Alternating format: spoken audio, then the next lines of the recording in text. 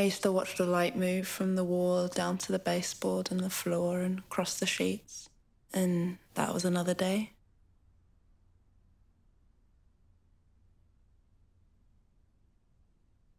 Time just slips.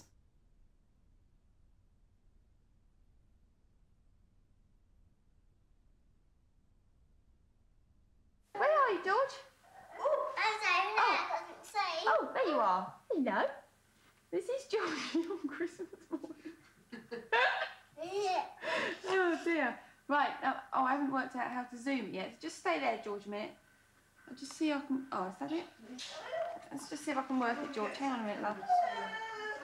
Oh yeah, here we go. Oh, George is getting bigger. No, hang on. That's not very. That's not much very good. That's not really focused, John. Yeah, it's as good as it's going to get.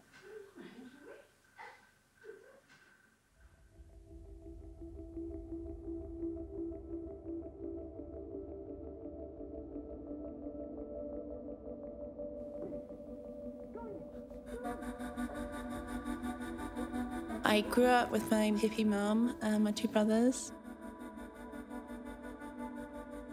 Open the door. George. What's it been? Put arms up, darling. I was always kind of thought as the princess of the family, which really pissed me off.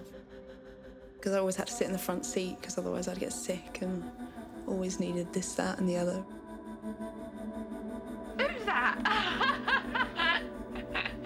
I can see you, George. I can see you in here now. See a red light coming. Yes, darling, that's because it's on now. I think, hang on, where are you, babe? Put it on, babe, and then I can see you.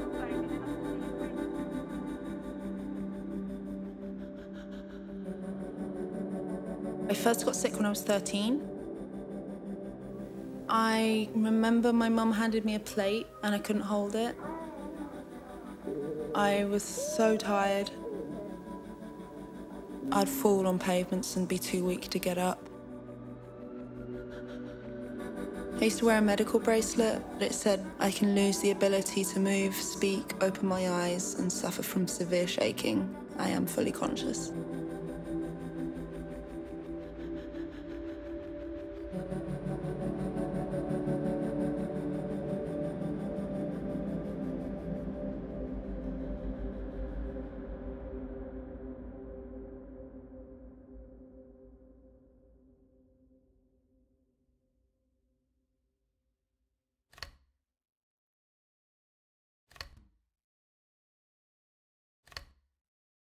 When I was 13, I got my first camera and realised I could tell stories through the lens.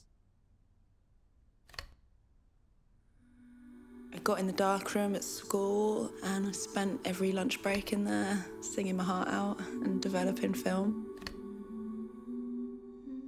I kind of saw photographs in my head a lot, like the wheelchair by the bath and the walking frame by the bed. When you're in that much pain, you really do detach from yourself, and it is easier to see everything in images rather than through your own eyes.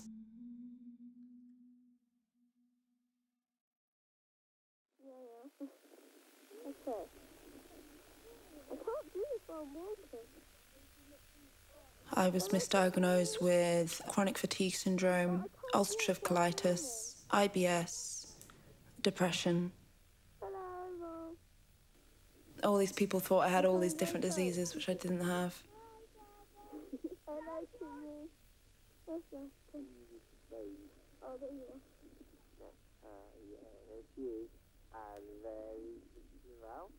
Family members didn't believe me, and friends didn't believe me, doctors didn't believe me.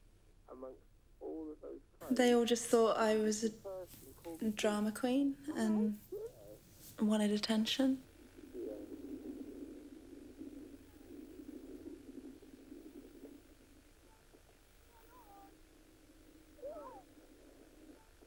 You kind of get this sense that you're making it up. It really messes with your head.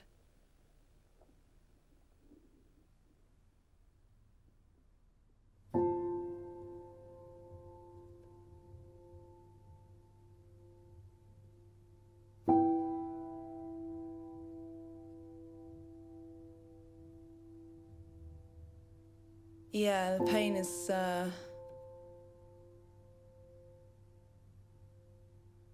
it's very hard to describe.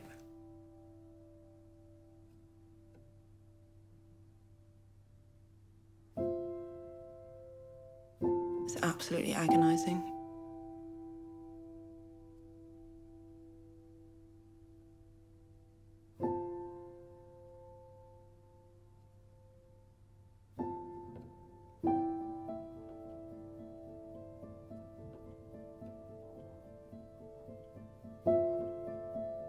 You become dependent on people in a way you never want to be. I needed someone with me to take a shower, to leave the house, to put makeup on.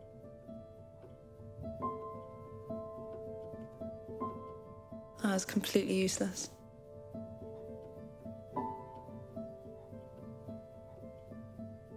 It just, it takes so much away from you. It kind of creeps in every little bit of your life without you really realizing it.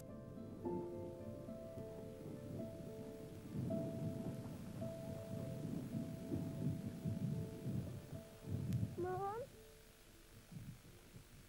Won't stop. It says record, but it won't stop.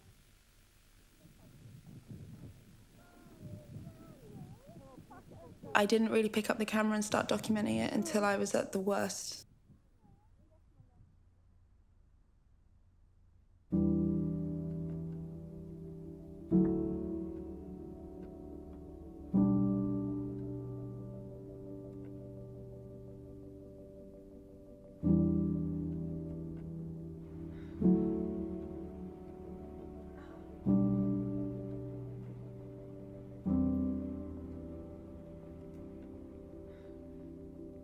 I kind of always wanted to document it because I didn't see anything that represented what I was going through.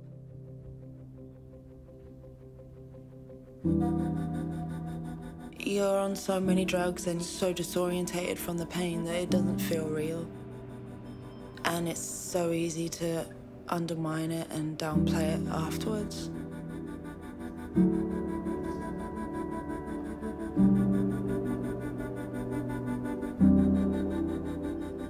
It's hard to decipher between the different surgeries and the different treatments.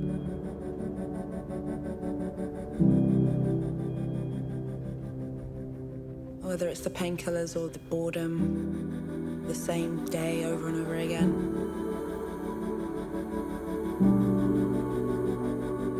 It's all just one mess.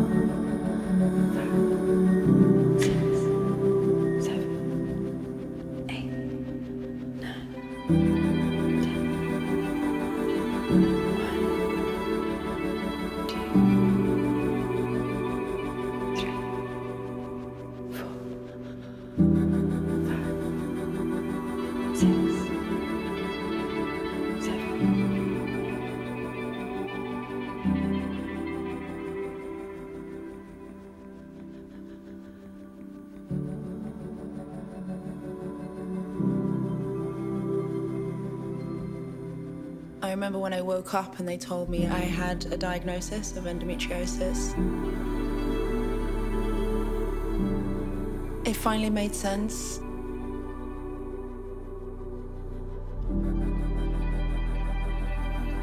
I had this amazing feeling of the gift of life.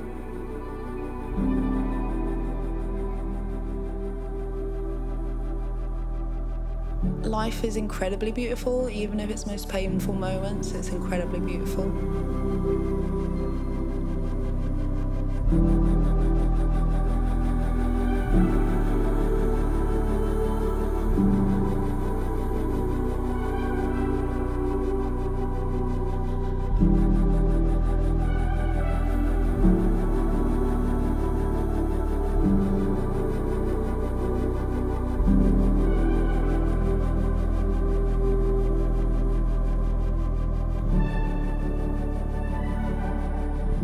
my first excision surgery, I had 39 lesions cut out of my body.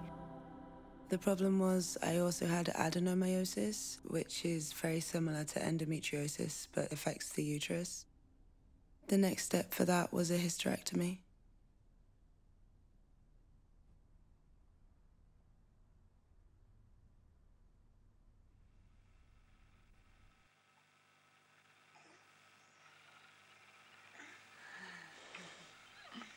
I always knew I wanted to have children. It was very big for me.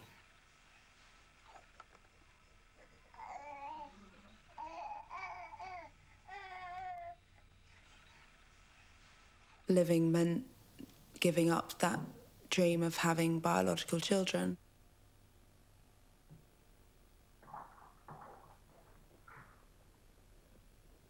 That hit me very hard. Wait a minute. Ooh, it's so exciting.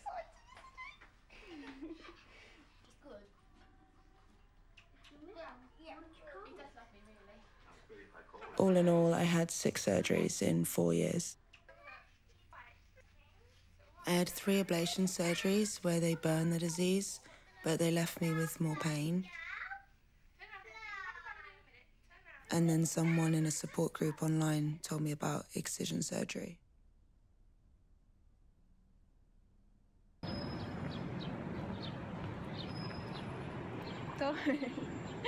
This is Georgie walking. Walking. Standing upright. We're standing upright.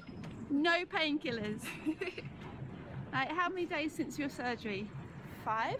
5 days. 5. 5 days after surgery, when we were this very path. We came down here in the wheelchair, and now this is my girl.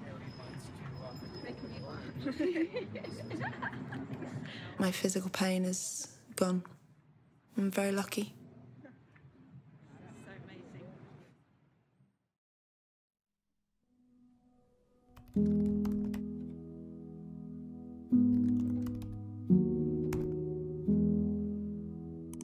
As soon as I was well enough in my recovery, I began photographing others.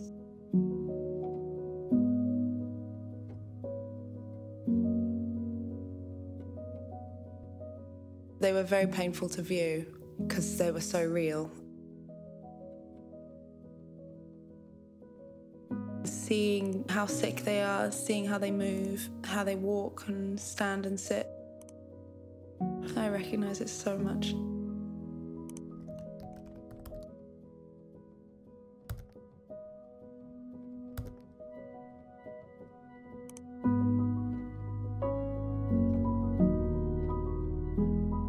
I have always kind of hidden the fact that I've been so sick from people.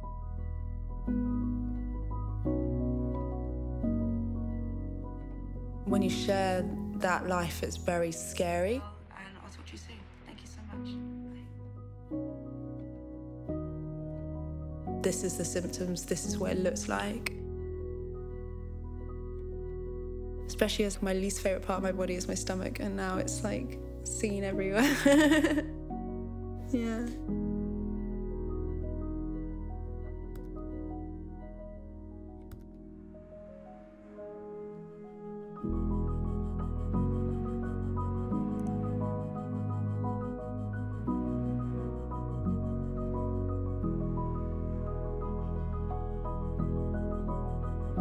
I just wanted to reach as many people as possible.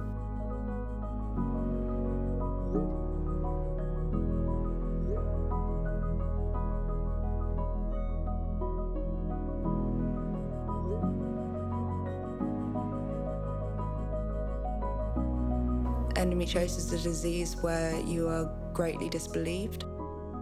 Being seen is so crucial.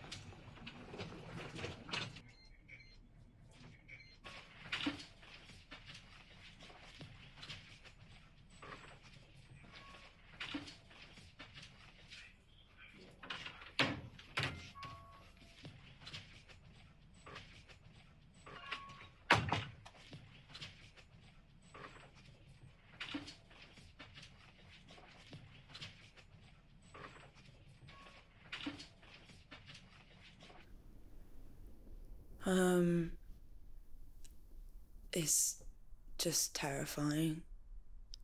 I lived most of my teens, but in my 20s I lived 4 particularly bad years in a wheelchair and walking frames and in and out of hospital, in and out of surgical wards. And I'm really scared that's gonna happen again. I always knew it might, but I thought I'd have a little bit more time.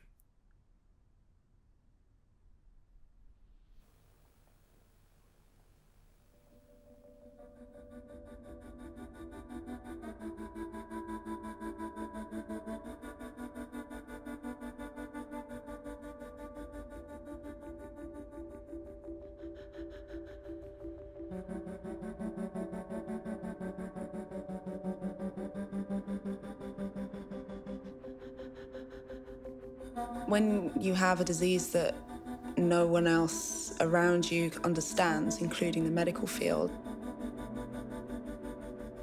when you keep everything that's happening to you private, it's incredibly isolating and lonely.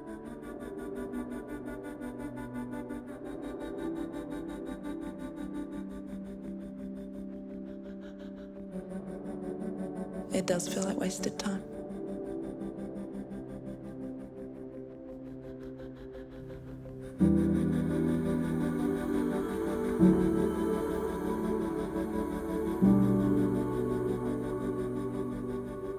I used to watch the light move from the wall down to the baseboard and the floor and across the sheets, and that was another day.